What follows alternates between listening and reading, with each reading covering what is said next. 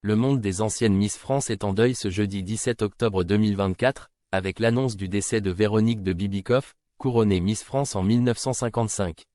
L'ancienne reine de beauté s'est éteinte à l'âge de 88 ans, laissant derrière elle un souvenir impérissable de grâce, d'élégance et de dignité. Cette figure marquante des concours de beauté français, qui avait su captiver le public par son charme et son raffinement, a mené une vie discrète après son règne, mais restera à jamais une icône du concours Miss.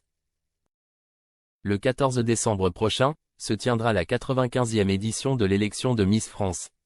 Et en 1955, c'est Véronique de Bibicoff qui avait joyeusement décroché l'écharpe et la couronne. La jolie brune, née dans une famille aristocratique d'origine russe, avait marqué le concours par son charisme et sa beauté naturelle.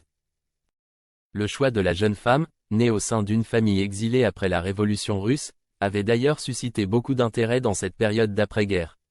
Non seulement elle incarnait la beauté à la française, mais son élégance teintée d'exotisme avait fasciné les Français à une époque où les réminiscences de la vieille Europe aristocratique suscitaient encore beaucoup d'admiration.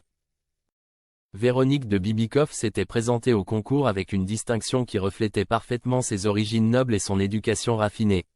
Sa victoire avait alors été perçue comme un hommage à une époque révolue, où l'aristocratie russe brillait par son raffinement. Après son couronnement, Véronique de Bibicoff avait entamé une carrière d'actrice. Elle a notamment joué dans La vie est belle en 1956 avec les comiques vedettes de l'époque Roger Pierre et Jean-Marc Thibault. En 1957, on la retrouvait dans la comédie Mademoiselle et son gang, puis dans Les Motards en 1959.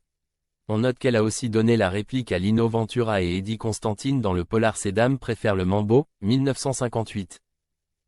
L'ancienne Miss France arrête sa carrière à la naissance de son premier enfant, Olivier Lapidus, fruit de son mariage avec le grand couturier Ted Lapidus, en 1958.